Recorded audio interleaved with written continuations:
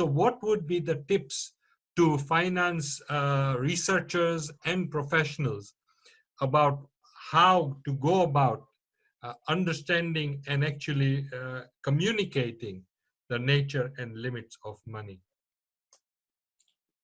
Well, money can give you resources, money can give you connections, money can give you luxuries. Money has never ever been accused of giving you happiness. That is the limitation of money.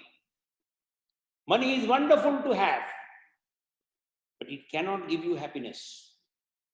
Happiness comes from giving money, not from earning money. Wow. And giving money is not possible unless first you have earned it. So you must earn in order to have the resources to be able to give. If you want to be happy, don't stop in the middle of the ladder where you made the money and then you are not taking the next steps where you are enabled to give. I give you the example of my father. My father, at the age of 22, was a freedom fighter and went to jail for 1.5 years. In 1932, the British jails in India were cruel. There was no category of political prisoner. They were all criminals and they were caned and beaten. So he was that kind of a courageous man.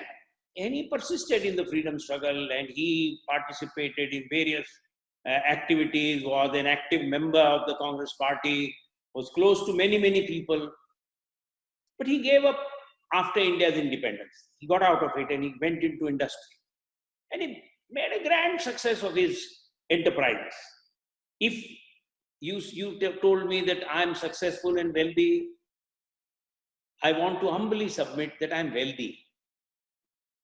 I'm enjoying the success of the previous generations. But yes, my father created great amount of wealth. And he was an entrepreneur and he did pioneering things. Then he went into his Vanaprasthashram, where he gave up his business. He never ever signed a piece of paper in the company after he stepped down from the boards. You could go to him and say, I want your advice, I have this problem, and he would say, all right. You put down whatever he was doing, give you undivided attention, and we'll give you his opinion. And you knew, because he had said so many times that this is my view. I'm sharing my view so that you have another aspect to look at, but you take the decision you want. So, and in that period, he was doing charity and he was building institutions and schools and whatnot. So when he was very ill and he was dying and I was in the hospital with him, I asked him, I said, Baba, you've done so many things. As a young man, you were a fiery freedom fighter. As a businessman, you were a very astute, very creative entrepreneur, innovator. And later, you did so much charity and you changed so much. I remembered my father from my childhood was a very strong, stern man. And I saw my father as an old man. He was kindness himself. So I said, what did you enjoy most in your life?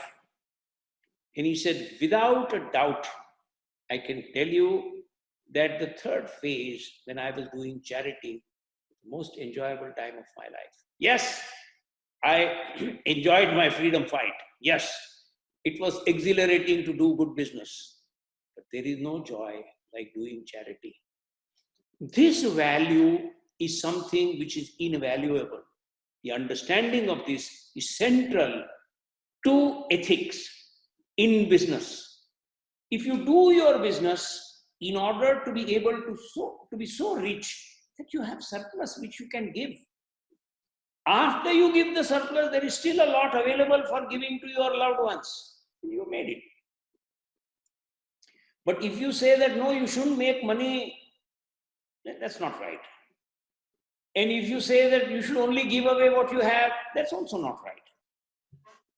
The conflict in the socialist system is that they do not understand the concept of producing a surplus which you can retain and which you can give in the manner in which you think is right.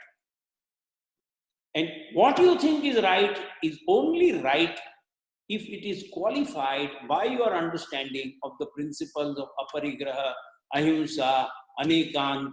So these are fundamental concepts.